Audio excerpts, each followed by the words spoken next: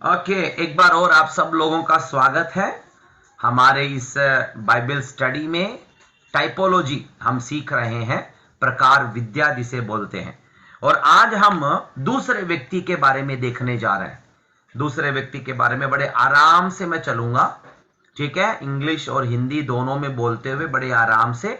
आप छोटे छोटे नोट्स लिखना चाहते हैं तो लिख सकते हैं, नहीं तो इसके बाद में रिकॉर्डिंग मिलेगी आपको, उसको भी सुनकर क्या कर सकते हैं। और ध्यान रखिएगा, जैसे ही ये दो सब्जेक्ट एक साथ चल रहे हैं, ठीक है। थियोलॉजी चल रहा है और टाइपोलॉजी चल रहा है, तो जैसे ये सब्जेक्ट पूरा हो जाता है परीक्षा होगी। क्या होगी? परीक्षा होगी, एग्जाम आएगा, तो आप सबको एग्जाम लिखना पड़ेगा। एग्जाम ऑनलाइन करेंगे हम, यहीं पर एग्जाम होगा। ओके, गूगल फॉर्म बनेगा, आपको यहीं पे आपका एग्जाम हो जाएगा, ठीक है। टिक करना है आपको, लिखना ज्यादा नहीं है, सिर्फ टिक करना है और आप पास हो सकते हैं। So good. दूसरा व्यक्ति है, एक्चुअली यूं मैं बोलूंगा दूसरे व्यक्ति हैं, दो व्यक्ति हैं जिसके बारे में आज हम सीखने जा रहे हैं। वो है कैन और हाबिल। कैन और हाबिल, कैन एंड एबल। ओके, इनके बारे में हम सीखने जा रहे हैं। केन किसको दिखाता है? केन किसका प्रकार है? ओके, केन केन दुनिया का प्रकार है, पाप का प्रकार है, ठीक है। Cain is a type of world sin. Okay, ऐसा है तो एबल किसका प्रकार है? एबल किसका प्रकार है? एबल यीशु मसीह का प्रकार है। एबल यीशु मसीह का टाइप है। तो इन दोनों को हम एक साथ आगे की ओर हम पढ़ना शुरू करेंगे। कैसे पता चलता है कि कैन संसार का या पाप का प्रकार है और हाबिल जो है वो यीशु मसीह का प्रकार है? उसमें मैं आपको करीब 26 बातें मैं आपको बताने जा रहा हूं। कितनी बातें? 26 बातें मैं आपको बताने जा रहा हूं, और 26 बातें खत्म होते ही हमारी आज की स्टडी खत्म हो जाएगी। ओके, तो बड़े आराम से चलेंगे, धीरे धीरे आप लिखना शुरू कर सकते हैं। बीच बीच में मैं कुछ वचन पढ़ने को कहूंगा, तो आप लोग तैयार रहिएगा वचन पढ़ने के लिए। और कौन तैयार रहेगा वचन पढ़ने के लिए, आप मुझे बता दीजिएगा, जिससे कि ओके सीधा हम चलते हैं। सबसे पहले हम देखते हैं कि एबल जो था वो चरवाहा था। एबल क्या था? चरवाहा था, है ना। पढ़ना चाहता है जल्दी से पढ़िएगा। उत्पत्ति 4:2। उत्पत्ति 4:2, जेनेसिस 4:2। फिर फिर उसने उसके भाई हाबिल को भी जन्म दिया।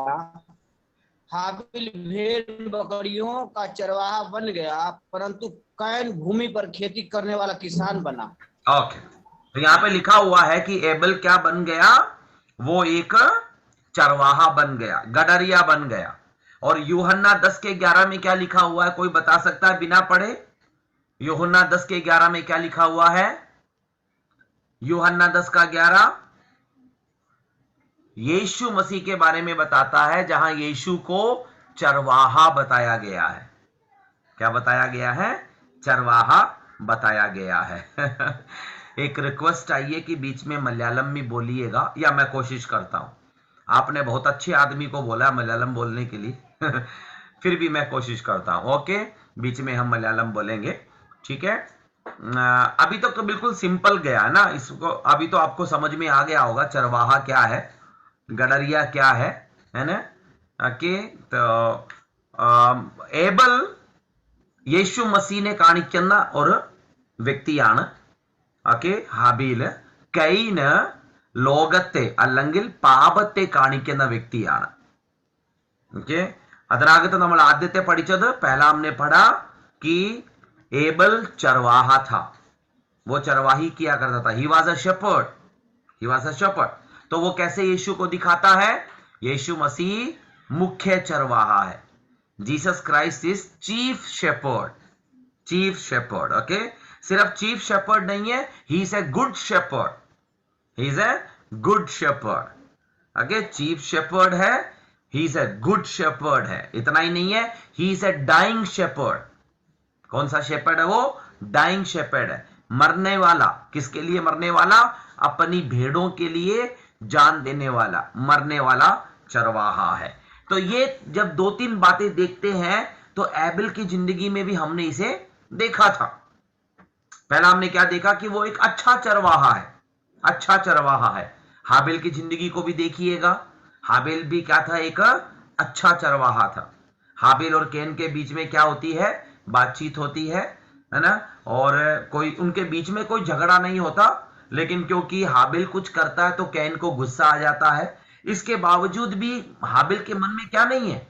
कुछ भी बुरा नहीं है, नथिंग रॉन्ग इन हिम। ठीक है, तो वो एक क्या है? एक अच्छा चरवाहा है। He is a good shepherd. और हमारा यीशु मसीह भी क्या है? He is a good shepherd. Okay, दूसरा बिंदु जो वो है वो ये है, वो कौन सा चरवाहा है? वो मरने वाला चरवाहा है, जान देने वाला चरवाहा है। तो सेकंड पॉइंट क्या है? शेपर्ड ही है। Okay, Abel was a shepherd and he was a shepherd who died. एक ऐसा चरवाहा जो वो क्या हुआ है? मरा। हमें पता है यीशु मसीह के बारे में कि यीशु मसीह भी क्या हुआ है? मरने के लिए इस दुनिया में आया था। वो मरने के लिए, बलिदान होने के लिए दुनिया में आया हुआ मेमना था। He was a lamb who came to die in this world. So he is a dying shepherd. वो जान देने वाला चरवाहा है। किसके लिए जान देता है? किसके लिए जान देता है? अपनी भेड़ों के लिए जान देता है। आमीन। मैं आपको एक बात बताऊं, यीशु मसीह ने खुद कहा कि एक दोस्त अपने दूसरे दोस्त के लिए सबसे ज्यादा क्या कर सकता है? एक अच्छा दोस्त है या नहीं है वो कैसे पता चलता है? एक अच्छा दोस्त दूसरे के लिए अपनी जान दे देता है, वो जान देने के लिए तैयार रहता है। तो यहां पर यीशु मसीह को भी एक मरने वाले चरवाहे के तौर पर बताया गया है, मरने वाले चरवाहे के तौर पर बताया गया। तीसरा बिंदु आप लिख सकते हैं। ओके, एबल से केन ने नफरत की। एबल से क्या करी? केन ने नफरत की। और क्यों नफरत की? कोई कारण नहीं था, तो भी उसने क्या करी? नफरत की। और आप देखिएगा यीशु मसीह के बारे में भी, यीशु मसीह से भी किसने नफरत की? संसार ने नफरत की, यहूदियों ने नफरत की।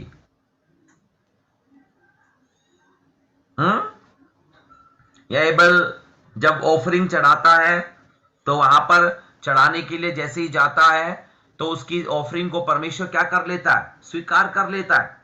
तो परमेश्वर ने उसी समय कुछ ना कुछ किया होगा, कुछ ना कुछ दिखने वाला किया, जिससे पता चल गया कि परमेश्वर ने उसे एक्सेप्ट किया या नहीं किया।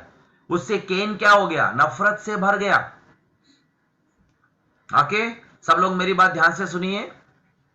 जब हम अच्छा काम करते हैं तो ऑलवेज एक्सपेक्ट, हमेशा प्रतीक्षा करिएगा कि लोग हमसे क्या करेंगे? नफरत करेंगे। So don't worry about that. लोगों की नफरत की वजह से हम लोगों से नफरत नहीं कर सकते हैं। हम नहीं कर सकते हैं। हम क्या करते रहेंगे? हम अपना अच्छा काम करते रहेंगे। यदि लोग नफरत कर रहे हैं तो इसका मतलब पता है क्या है? if the world is hating us, उसका मतलब क्या है? we are doing something good, हम कुछ अच्छा कर रहे हैं और वो दुनिया को पसंद नहीं आ रहा है। वास्तव में दुनिया को पसंद नहीं आता है, लेकिन शैतान है जो दुनिया को मजबूर कर रही है कि वो क्या करे? हमसे नफरत करे। तो डोंट वरी, अपना अच्छा काम करते रहो। Continue to do good work. आप अस्पताल में काम करते हैं, आप बहुत ही फेथफुल हैं, सब कुछ अच्छा सा करते हैं, तो भी 2-3 लोग ऐसे होंगे जो हमारी क्या करेंगे? लात खींचेंगे। ആമേൻ। നമ്മൾ എത്ര നല്ലവരാണെങ്കിലും എത്ര വിശ്വസ്തരാണെങ്കിലും നമ്മുടെ കാല് വാറാൻ വേണ്ടി 2-3 പേര് നമ്മുടെ ഹോസ്പിറ്റലിൽ, നമ്മുടെ ഓഫീസിൽ ഉണ്ടാകും. आमेन। उसका मतलब पता है क्या है? वो वहां पर क्यों है? इसलिए है क्योंकि एक बात मुझे साबित करने के लिए कि मैं जो कर रहा हूं वो मैं सही कर रहा हूं। मेरे को किसी से नफरत करने की जरूरत नहीं है। यीशु मसीह से किसने नफरत की? दुनिया ने नफरत की। यीशु मसीह से नफरत क्यों करी दुनिया ने? जिनको रोटी खिलाता था, आमीन, अंधेरे के अंदर रोशनी दिलाता था, हैं? भीड़, इतनी भीड़ आ गई, भीड़ के बीच में बीमारों को चंगा करता था, लोगों की जरूरतें पूरी करके देता था। ऐसे यीशु से दुनिया ने क्या किया? नफरत करना शुरू किया। क्यों नफरत करना शुरू किया? सुनिए, लोग हमसे नफरत नहीं करते, हमारी आइडियोलॉजी से नफरत करते हैं, हमारी विचारधारा से नफरत करते हैं। हमारा उससे कोई लेना देना नहीं है, हम उनके दुश्मन नहीं है, लेकिन हमारे विचार, हमारा स्वभाव, हमारा अच्छा काम, वो क्या है? उनको अच्छा नहीं लगता है। वो सोचते हैं कि ये कौन है, केवल यही थोड़ी अच्छा काम करता है। तो दुनिया के अंदर क्या आती है? नफरत आती रहती है। तो we don't have to worry about them. हमें उनके बारे में चिंता करने की जरूरत नहीं है ना। पास्टर विल्सन जॉर्ज ने एक गाना गाया था, आपको पता होगा, है ना? क्या है? दुनिया का काम है, क्या है? लोग तो कहते रहेंगे ना, लोग तो कहते रहेंगे, लोगों का काम है कहना, जमाने पर से जमाना दुश्मन रहा है हमारा, है ना? उसके बाद में वो थोड़ा हाई पिच जा रहा है, इसलिए मैं गाना नहीं गाता, मेरा गला ये है। उसके बाद में लिखा है कि उनका काम है कहना, है ना, उनको कहते रहने दो। आमीन। हमारी जो पाइपलाइन है, हमारा जो नल है, वो मीठा है। उनके मुंह से वही निकलेगा जो उनके अंदर है। आमीन। उनको कहने दो, क्योंकि उनके मुंह से वो निकल गया। क्या मैं मेरी पाइपलाइन को खराब कर सकता हूं? मैं मेरे नल को खराब कर सकता हूं? नहीं। उनमें जो है वो निकलेगा, हम में जो है वो निकलना चाहिए। और हम में क्या है? परमेश्वर का प्रेम है। ओके, अगला बिंदु लिख लीजिएगा। अगला बिंदु अगला बिंदु केन के बारे में है। अगला बिंदु केन के बारे में है। ओके, लोगों ने, अच्छा, केन ने आबेल को, अच्छा एक सवाल मैं आपसे पूछता हूं, केन ने हाबेल को क्यों मारा होगा? सोचिए। परमेश्वर उससे प्रसन्न किया इसलिए। Very good. ओके, तो प्रसन्न हुआ तो उससे कैन के अंदर क्या हुआ? जेलसी। उसके अंदर दुश्मन आ जलन गया। हुआ, जलन जलन, जेलसी, जलन हो रहा पैदा हुआ। जलन। आमेन। मलयालम में क्या बोलते हैं जलन को?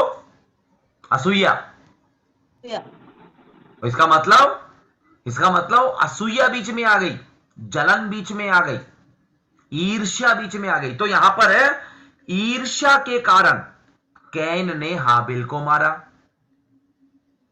यहूदियों ने यीशु मसीह को क्यों मारा?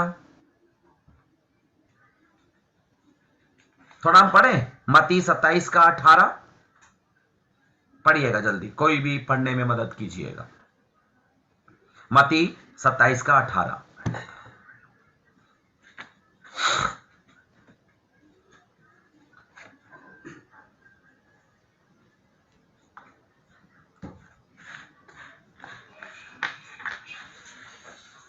क्योंकि वो जानता था कि उन्होंने उसे डाह से पकड़वाया है। किससे पकड़वाया है? डाह से पकड़वाया है। Can anyone read in Malayalam? Malayalam में कोई पढ़ेंगे? मैथ्यू 27:18। അവൻ അസൂയ കൊണ്ട് കേക്ക അവൻ അസൂയ കൊണ്ടാകുന്നു അവനെ ഏൽപ്പിച്ചത് എന്ന് അവർ ഗ്രഹിച്ചിരിക്കുന്നു। ഏത് കാരണത്താൽ? किस वजह से? डा की वजह से, असूया की वजह से, ईर्ष्या की वजह से। वास्तव में यहूदियों का यीशु से कोई लेना देना नहीं था, दूसरे लोगों की तरह वो भी एक। लेकिन जब यीशु अच्छा काम करने लग गए, कई लोग उसके पीछे आने लग गए, है ना। जब उन्होंने देखा कि यीशु के पीछे सब लोग चल रहे हैं, तब उनके अंदर एक ईर्ष्या आ गई। क्या आ गई? ईर्ष्या आ गई। आमीन। सुनिएगा मेरे मसीह भाइयों बहनों, आमीन। हमको क्या नहीं करनी है? किसी से भी ईर्ष्या नहीं करनी है। हमको किसी से भी ईर्ष्या नहीं करनी है, चाहे कुछ भी। लोगों को जो पाना है पाने दो, लोगों को जो पाना है पाने दो। जोएल बेटा अपना म्यूट रखिएगा।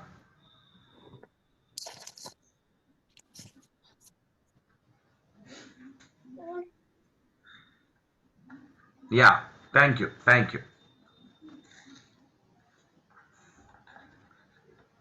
ओके, तो यहां पे देखिएगा, ईर्ष्या हमें लोगों से क्या करने के लिए नहीं बनाया है? ईर्ष्या करने के लिए नहीं बनाया है।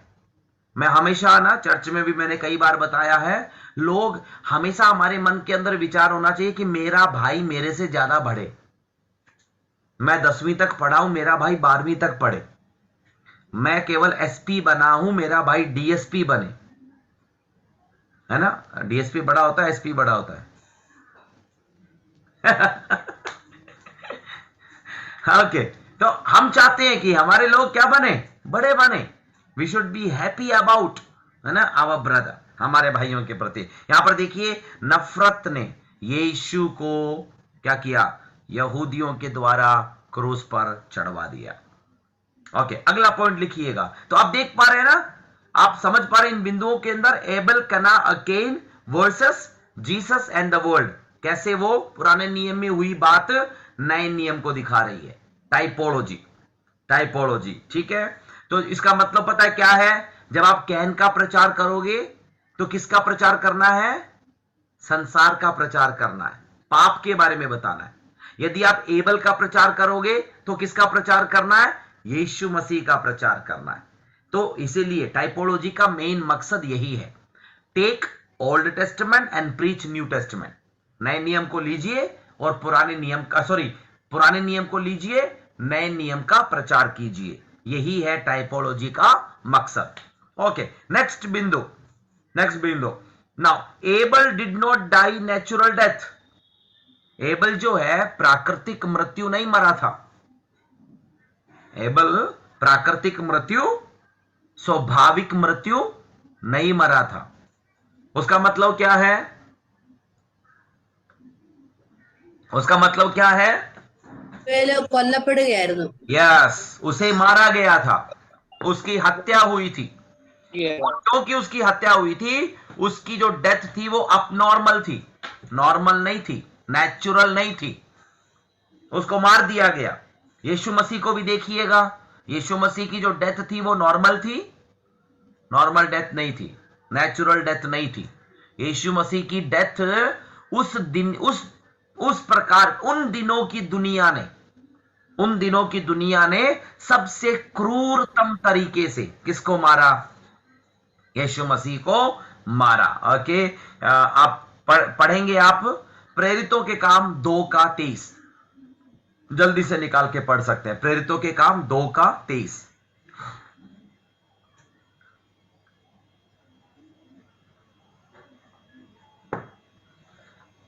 उसी यीशु को जो परमेश्वर की ठहराई हुई योजना और पूर्व ज्ञान के अनुसार पकड़वाया गया, तुमने अधर्मियों के हाथ से क्रूस पर चढ़वाकर मार डाला। अधर्मियों के हाथ से, है ना, गलत तरीके से, अधर्मियों के हाथ से, है ना। He was slain by the wicked hand. Okay, अधर्मियों के हाथ से यीशु मसीह को क्या कर दिया? मरवा डाला, गलत तरीके से मरवा डाला। तो एबल और यीशु मसीह के हम रूप को देख सकते हैं। इसी से जुड़ा हुआ है अगला बिंदु भी, इसी से जुड़ा हुआ है अगला बिंदु, और वो अगला बिंदु ये है कि एबल खुद के भाई के द्वारा मारा गया था। एबल खुद के भाई के द्वारा मारा गया। यीशु मसीह को देखिएगा, यीशु मसीह भी खुद के लोगों के द्वारा मारा गया। आमीन, खुद के लोगों के द्वारा मारा गया। वचन कहता है कि वो अपनों में आया और अपनों ने उसे ग्रहण नहीं किया, है ना। എന്തുവാ അവർ യേശുക്രിസ്തു സ്വജനത്തിൽ വന്നല്ലേ, സ്വന്തം ജനത്തിൽ വന്നു, ഇതിലേക്ക് വന്നു സ്വന്തമായവരോ കൈക്കൊണ്ടില്ല. സ്വന്തത്തിലേക്ക് വന്നു, സ്വന്തമായോ അവര് കൈക്കൊണ്ടില്ല। खुद के लोगों ने, भाइयों ने। एबल को भी देखो, केन उसका अपना भाई है, अपना खून है, एक ही माँ के एक ही पापा के बच्चे हैं, लेकिन उसने क्या कर दिया, ईर्ष्या की वजह से, अधर्म की वजह से, दुष्टता की वजह से, है ना, उसने अपने भाई को मार डाला। वैसे ही इस्राएल के घराने ने, यहूदी ने, जिसमें से यीशु आया था, जिनके लिए यीशु आया था, अपना बनकर यीशु आया था, उसको भी क्या कर दिया, उन लोगों ने मरवा डाला। ओके ना, अब आठवां अगला पॉइंट देखिएगा। आठवां पॉइंट है, सातवां पॉइंट है ना, 7 या 7th point, yes 7th point आप लिखिएगा। ओके नाउ, यीशु की मृत्यु के द्वारा, ओके, यीशु की मृत्यु के द्वारा आप ये देखो, एबल जब मारा गया तो एबल का दंड किसके ऊपर आया, केन के ऊपर आया। एबल का दंड किसके ऊपर आया, केन के ऊपर आया। ओके, जब एबल मारा गया तो एबल का दंड किसके ऊपर आया, केन के ऊपर आया। दुष्टता के द्वारा मारा गया था, नफरत के द्वारा मारा गया था, केन के ऊपर आ गया। अब जब यीशु मसीह भी मारा गया तो उसका दंड किस पर आ गया, यहूदियों के ऊपर आ गया, यहूदियों के ऊपर आ गया। पढ़िएगा, एक वचन पढ़ेंगे हम, है ना, मरकुस 12:9।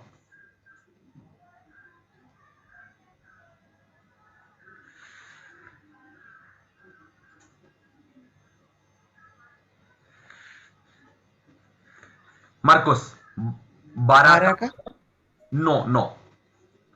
എന്നാൽ തോട്ടത്തിന്റെ ഉടയവൻ എന്തു ചെയ്യും, അവൻ വന്ന് ആ കുടിയന്മാരെ നിയന്ത്രിച്ച് തോട്ടം മറ്റുള്ളവരെ ഏൽപ്പിക്കും। क्या करेंगे, अब देखो वहां की पूरी की एक दृष्टांत बताया गया है ना। आपने मार दिया, आपने क्या करा, यीशु मसीह को मार दिया, आपने सोचा कि सब खत्म हो गया, लेकिन अब क्या होगा, वो पूरा का पूरा राज्य उनके हाथ में से लेकर, उनको जो वायदा दिया जाना था उनके हाथ में से लेकर उसने दूसरों को दे दिया। ये दूसरे कौन है, दूसरे लोग कौन है, दूसरे लोग हैं फिलिप चैन ओमना मामा, दूसरे लोग हैं विपिन, दूसरे लोग हैं लाइसमा सिस्टर और नमा सिस्टर, दूसरे लोग हैं बिबिन, दूसरे लोग हैं मैं। क्योंकि उन्होंने नहीं स्वीकार किया, उन्होंने यीशु को चढ़ा दिया, यीशु को मार दिया, तो उनका दंड यहूदियों पर आ गया और प्रतिफल किसको मिल गया, गैर यहूदियों को प्रतिफल मिल गया। जब कैन को भी मारा, हेबेल को भी मारा गया, तो उसका दंड कैन के ऊपर आया और कैन की वजह से धरती के ऊपर उसका शाप आया। ओके, और उसके बाद की कहानी हम सबों को पता है, कैसे कैन को परमेश्वर ने बोला कि जो तुझे मारेगा उसको मैं 10 गुना मारूंगा, वायदे वगैरह सब देता है परमेश्वर बाद में, लेकिन कैन दर दर भटकने लगा।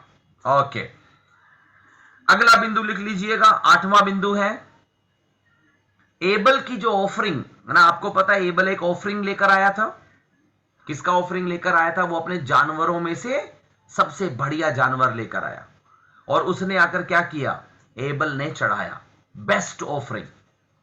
उसने अपनी कौन सी ऑफरिंग दी, बेस्ट ऑफरिंग दी, हमें बेस्ट ऑफरिंग दी। जब ऑफरिंग वाली बात, बेस्ट वाली बात आई है, तो मेरे मन में जेरुबाबेल के बॉक्स मिले थे अभी हमें संडे को, तो हमारे सारे बच्चे यहाँ पे बैठ के गिन रहे थे, तो उन्होंने 10 का नोट निकाल कर हमें दिखाया। ओ माय गॉड, वो मैं उस 10 के नोट को देखकर ये सोच रहा था कि ये लटका हुआ कैसे है, क्योंकि वो पूरा कम और लटका हुआ ज्यादा लग रहा था। बिल्कुल बीच में से, बिल्कुल 2 भाग होते हैं, जैसे जहां पे मरोड़ते हैं 2 भाग, दोनों तरफ से बिल्कुल कटा हुआ, और एक छोटा सा भाग बीच में से जुड़ा हुआ था, बाकी पूरा का पूरा लटक रहा था। उससे डब्बे का ओपनिंग छोटा है, डालने में फट गया होगा। और किसी का नहीं फटा, सिर्फ उसका फट गया, कोई बात नहीं, नो प्रॉब्लम। मैं कहने का मतलब ओके, मैं वो लेके आऊंगा, मैं लेके आऊंगा, मैं किसी का नाम नहीं बताएंगे लेकिन लेके आऊंगा मैंने रखा हुआ उसे। ओके, बट एनी हाउ, तो हमको क्या करना है ना, वो 10 का नोट डालने से पहले आप मेरे हाथों को देखिएगा, मेरे हाथ में वो 10 का नोट है। मान लो ये 10 का नोट मैं जब किसी को देता हूं, मेरे सामने लेने वाले कौन है, मेरे सामने लेने वाले कौन है? मान लो फिलिप चैन मेरे सामने है, ठीक है, और फिलिप चैन बैंक ऑफिसर है, फिलिप चैन मान लो चीफ मिनिस्टर है ना, बढ़िया एक बहुत पद पे बैठे हुए हैं। मैं ये पैसा जब इनको दूंगा तो आई डोंट नो,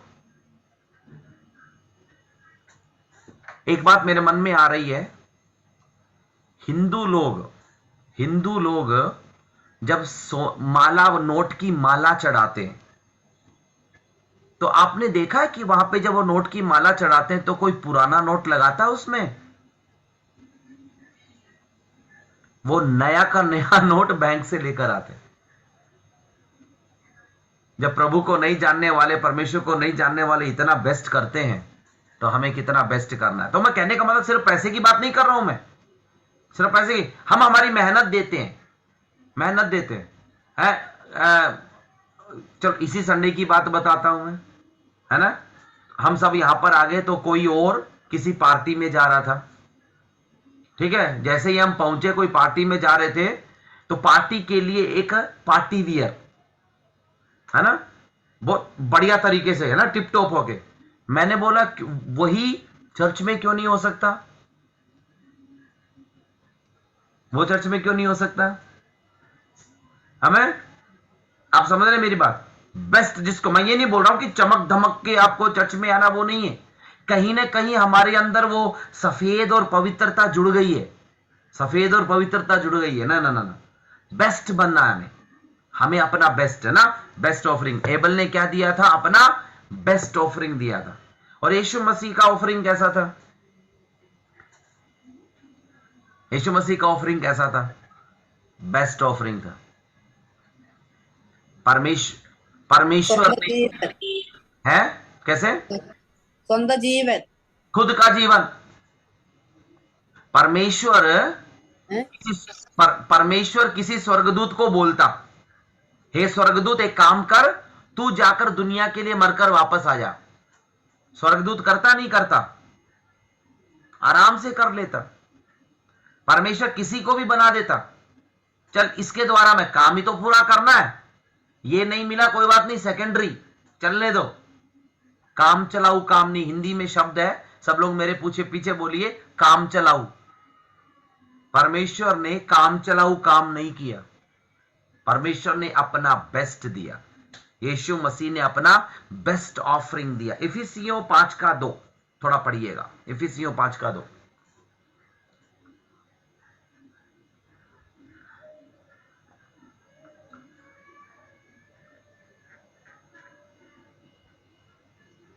इफिसियों 5:2। और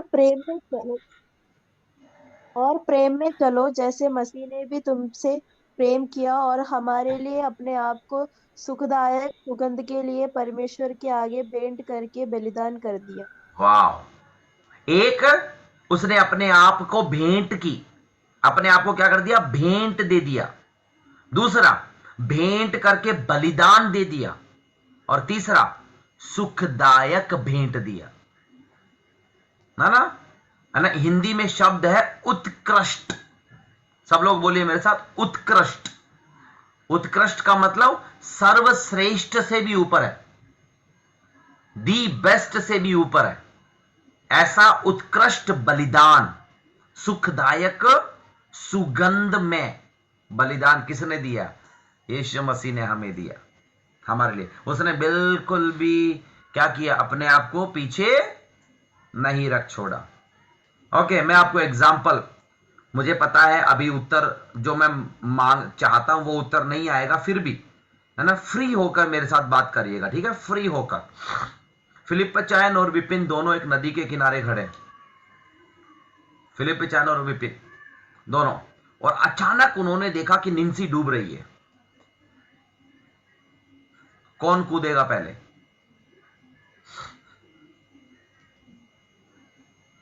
फिलिप बच्चन पहले वो कोशिश ज्यादा करेंगे मेरे से ज्यादा, बट मैं भी करूंगा।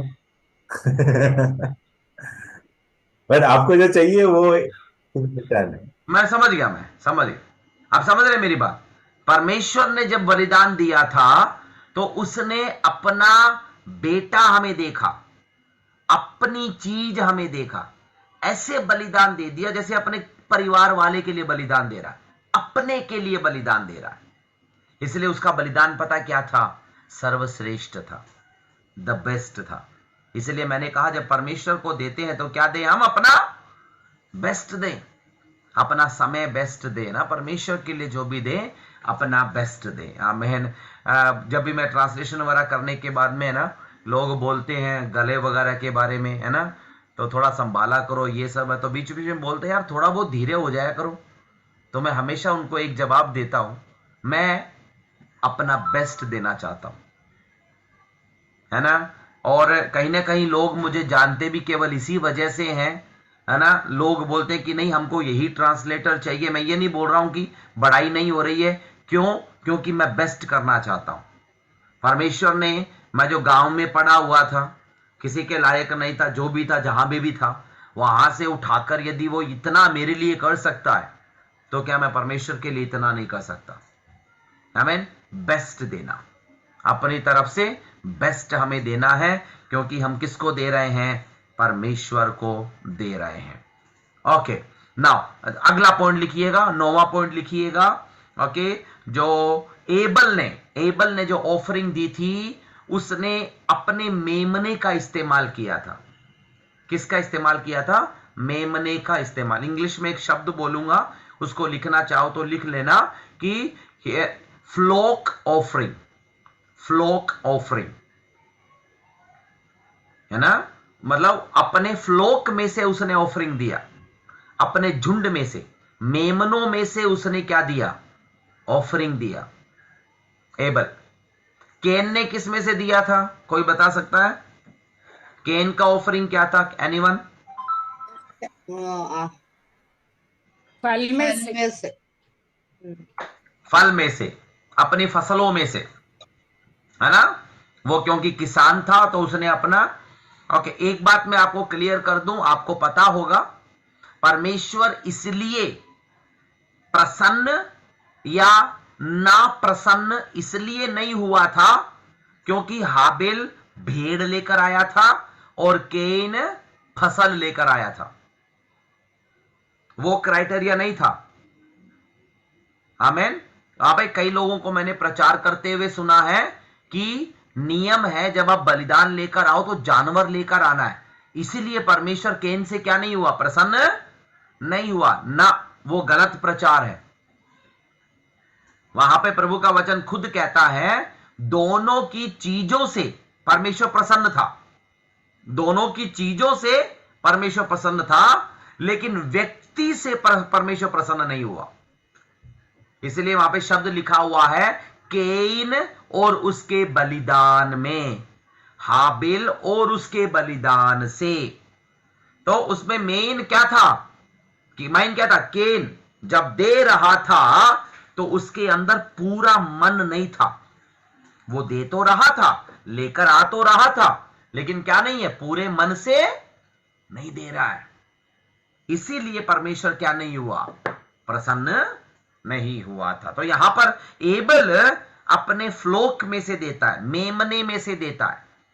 और यीशु मसीह को देखिएगा, यीशु मसीह खुद मेमना बनकर बलिदान होता है। यीशु मसीह खुद मेमना बनकर बलिदान होता है। His offering was that he himself was a lamb. वो खुद क्या था? एक मेमना था। एबल ने तो फ्लोक में से मेमना निकाला था, तो एबल अलग था, मेमना अलग था। लेकिन यीशु मसीह के लिए वो खुद क्या था? मेमना था। बलिदान भी वही था, बलि वस्तु भी वही था। ओके ना, जब भी हम बलिदान चढ़ाते हैं तो एक तो बलिदान चढ़ाया जाता है, सैक्रिफाइस, और दूसरा बलिदान की वस्तु होती है जिसको सेक्रीफाइस किया जाता है। तो उसमें सेक्रीफाइस भी यीशु है और सेक्रीफाइस की वस्तु भी कौन है? यीशु है। दोनों एक थे। यीशु खुद एक मेमना बलिदान वाला था। ओके, अगला पॉइंट आप लिख सकते हैं, 9वां पॉइंट। ओके, परमेश्वर ने हाबिल के ऑफरिंग को क्या किया? एक्सेप्ट कर लिया, स्वीकार कर लिया, प्रसन्न हो गया। हाबिल की ऑफरिंग से परमेश्वर प्रसन्न हो गया। और यीशु मसीह की ऑफरिंग से, आइए पढ़ते हैं इब्रानियों 10:12। इब्रानियों 10:12।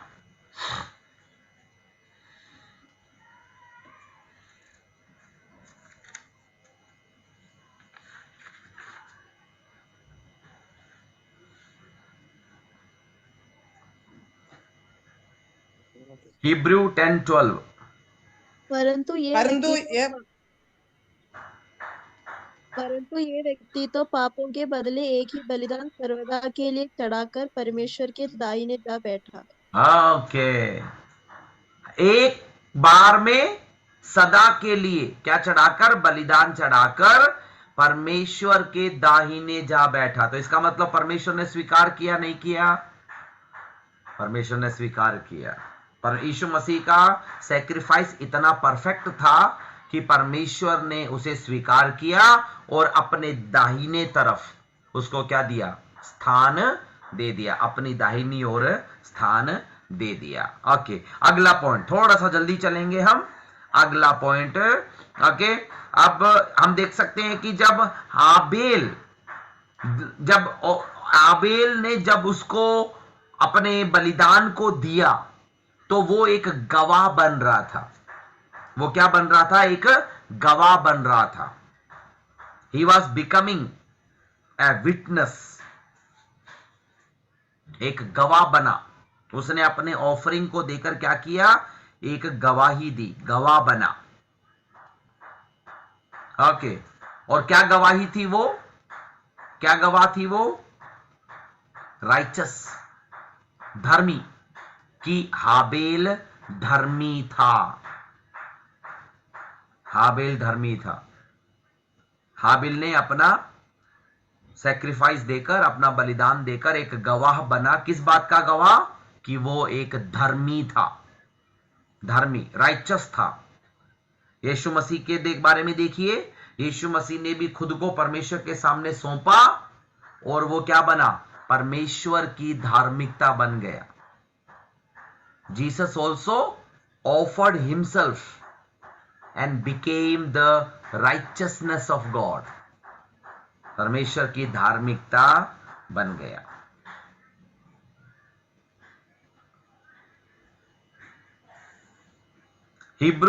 इब्रानियों 11:4 पढ़िएगा थोड़ा।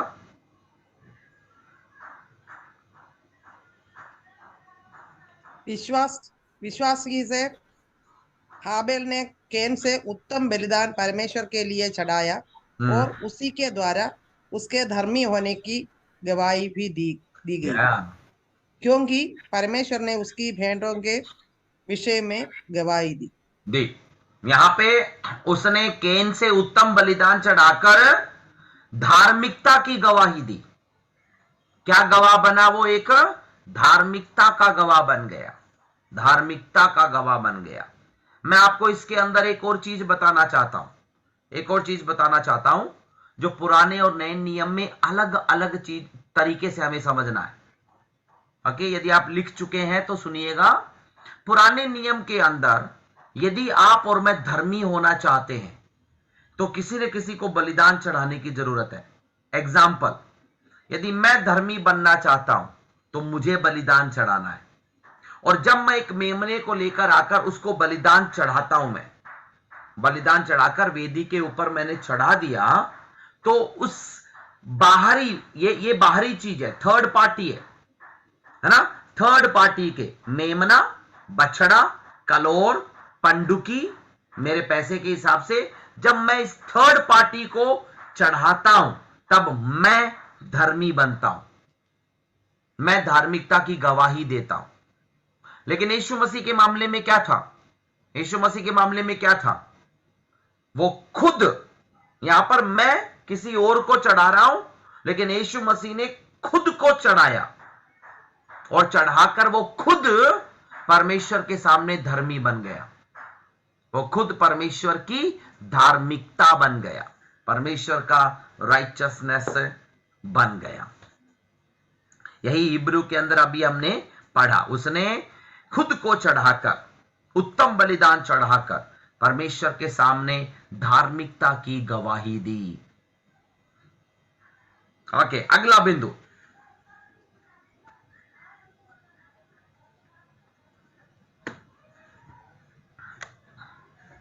ओके, पढ़ सकते हैं आप, पढ़कर सुनेंगे, पढ़कर लिखेंगे। हिब्रू 12 का 24।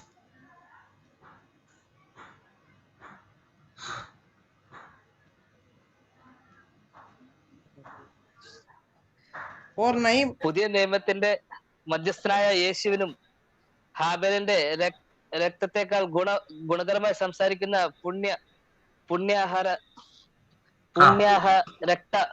രക്തത്തിനും അടുക്കലത്രേ നിങ്ങൾ വന്നിരിക്കുന്നത്। बस, थैंक यू, थैंक यू।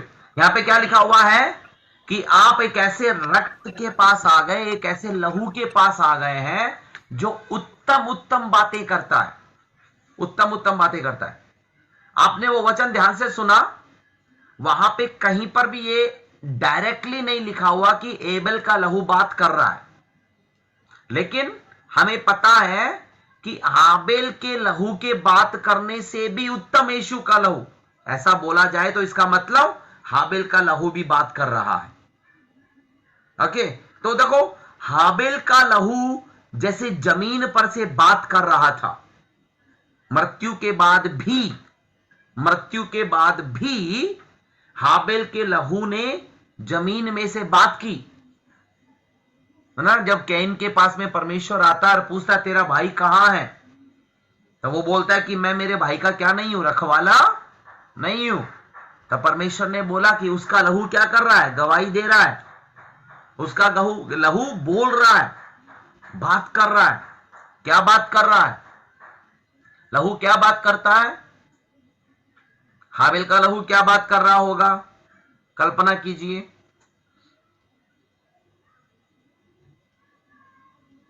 बोलिए, जो नॉर्मली नहीं बोल रहे हैं बाकी लोग भी बोलिए।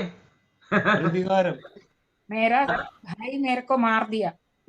हाँ, मेरे भाई ने मुझे मारा, बदला, है ना, बदला। लेकिन देखिएगा, यीशु का लहू भी बोल रहा है, यीशु का लहू भी बोल रहा है, लेकिन फर्क क्या है? बदला नहीं मांग रहा है, वो बदला नहीं मांग रहा है। इसलिए बोलते हैं, हिब्रू बोलता है कि हाबेल के लहू से भी गुणकारी, हाबेल के लहू से भी उत्तम बातें करने वाला हमारे प्रभु यीशु मसीह का पवित्र लहू। इस लहू के अंदर बदला नहीं है, इस लहू के अंदर क्या है? बदला नहीं है। तो स्पीकिंग ब्लड लहू भी बात करता है।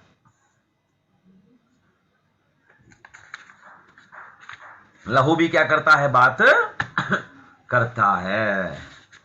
ओके, मैंने बताया आपको कि जो एबेल था वो यीशु मसीह है, और केन कौन है? केन कौन है? संसार, पाप। और उसमें एक और नाम भी आप ऐड कर सकते हैं, केन यहूदियों को दिखाता है। केन किसको दिखाता है? यहूदियों को दिखाता है, जूइश पीपल। ओके, आप या हम सबों को पता है जो केन है वो किसानी करता था। वो क्या करता था? किसानी करता था, जमीन का व्यक्ति था ना। वो कहां का? जमीन का व्यक्ति था। He was a man of ground, he was a man of ground, है ना। हमारे भारत के किसानों को भी क्या कहा जाता है पता है?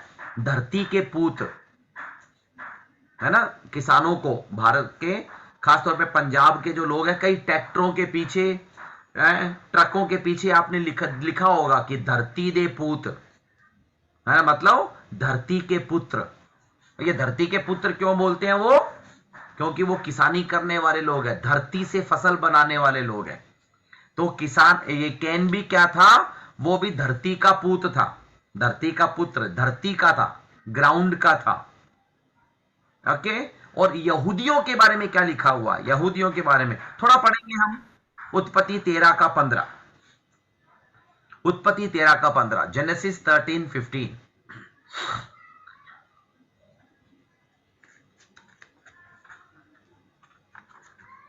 कि जितनी भूमि तुझे दिखाई देती है उस सबको मैं तुझे और तेरे वंश को युग युग के लिए दूंगा। वाह, भूमि परमेश्वर बोल रहा है। आप देखो पुराने नियम के अंदर अब्राहम को देख लो, इसहाक को देख लो, इन सब को नो, मूसा को देख लो, कनान में जाओ, हर जगह पर जमीन के ऊपर मैं ये तुझे दे दूंगा, वंश तुझे दे दूंगा, जाति जाति दे, तू जहां पैर रखेगा वो धरती में तुम्हें दे दूंगा। ये जितने भी जातियां तुम देख रहे हो सबको निकालकर वो जगह में तुम्हें दे दूंगा। तो यहूदी क्या है? यहूदी भी धरती के पुत्र थे, जमीन के। They were the man of ground, man of ground. Okay, धरती के पुत्र थे। और जैसे कैन भी धरती का पुत्र था। तो कैन किसको दिखाता है? यहूदियों को दिखाता है। ओके, इतना ही नहीं है, कैन ने क्या करा था? कैन ने एक हिसाब से परमेश्वर के ऑफरिंग को क्या किया? इंकार किया। परमेश्वर की ऑफरिंग को क्या किया? कैन ने इंकार। He refused the lamb of God, he refused the offering of God. और यहूदियों ने क्या किया था?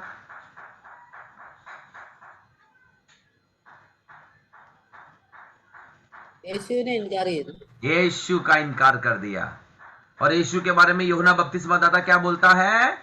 पाप को उठाकर ले जाने वाला परमेश्वर का मेमना, लैम्ब ऑफ गॉड। और उस लैम्ब ऑफ गॉड को किसने इनकार कर दिया? यहूदियों ने इनकार कर दिया। जैसा कैन ने परमेश्वर के ऑफरिंग को क्या किया था? इंकार कर दिया था। इस प्रकार कैन किसको दिखाता है? यहूदियों को दिखाता है। ओके, नाउ अगला बिंदु है, कैन अपनी मेहनत से, अपनी मेहनत के फल को लेकर आया।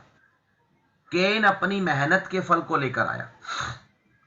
कैसे अपनी मेहनत के फल को लेकर आया? सुनिएगा। जानवरों को पालना और किसानी करना दोनों में फर्क।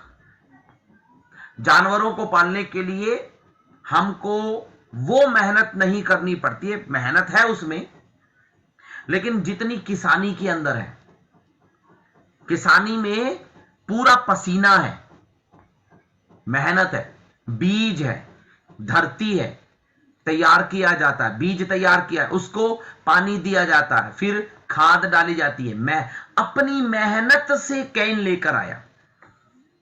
ओके, पॉइंट को समझिएगा जो मैं कहना चाह रहा हूं। वो अपनी मेहनत से परमेश्वर के पास में ऑफरिंग लेकर आया। और ये अपनी मेहनत क्या कहलाता है? अपनी मेहनत क्या कहलाता है? मनुष्य की मेहनत, मनुष्य के प्रयास। इंग्लिश में बोलते हैं efforts of man, efforts of man. परमेश्वर का वचन क्या कहता है? परमेश्वर का वचन क्या कहता है? जो मनुष्य के प्रयास होते हैं, मनुष्य की जो मेहनत है, मेरी जो धार्मिकता है, वो परमेश्वर के सामने क्या है? मैले कुचले चिथड़े हैं। मलयालम में क्या बोलते हैं उसको? क्या है? नीति प्रवृत्ति। हमारे जो नीति प्रवृत्ति है, हमारे जो धार्मिकता के काम है, वो कारा पुरुंडा तुणी पोले, मैले कुचले चिथड़े हैं। तो कैन कहां से लेकर? अपनी मेहनत से लेकर आया था। ओके, नाउ रोमियो 10:3 पढ़िए जल्दी से। मुझे नहीं लगता कि आज मैं पूरे के पूरे 23-22 खत्म कर पाऊंगा। जितना हो सकता है जल्दी जल्दी बताकर मैं समाप्त करूंगा। रोमियो 10:3, 10:3।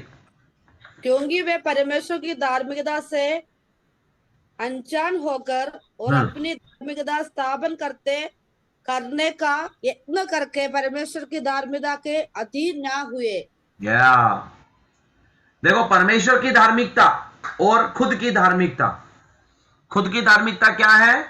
मैं अच्छा हूं, मैं जो कर रहा हूं वो सही कर रहा हूं। यहूदियों ने परमेश्वर के नियमों को पालन किया, करेक्ट, परमेश्वर के अनुसार चले, करेक्ट, लेकिन कहीं ना कहीं उनके अंदर ये आ गया, हम ये काम कर रहे हैं इसलिए पवित्र हैं। Because of my effort I am holy, because of my effort I am a religious person, मैं धार्मिक हूं। उन्होंने अपनी धार्मिकता को परमेश्वर की धार्मिकता के ऊपर दिखाना शुरू किया। जैसे कैन ने अपनी मेहनत से फल को लेकर आया था, अपनी धार्मिकता दिखा रहा था, वैसे यहूदियों ने भी अपनी धार्मिकता को परमेश्वर की धार्मिकता के ऊपर दिखाया। तो यहूदियों का टाइप है कैन। जल्दी से आगे चलेंगे। कैन के ऑफरिंग को परमेश्वर ने क्या कर दिया? इंकार कर दिया। यहूदियों की ऑफरिंग को भी परमेश्वर ने क्या किया? इंकार कर दिया। प्रेरितों के काम 13:39, 13:39, एक्स 13:39।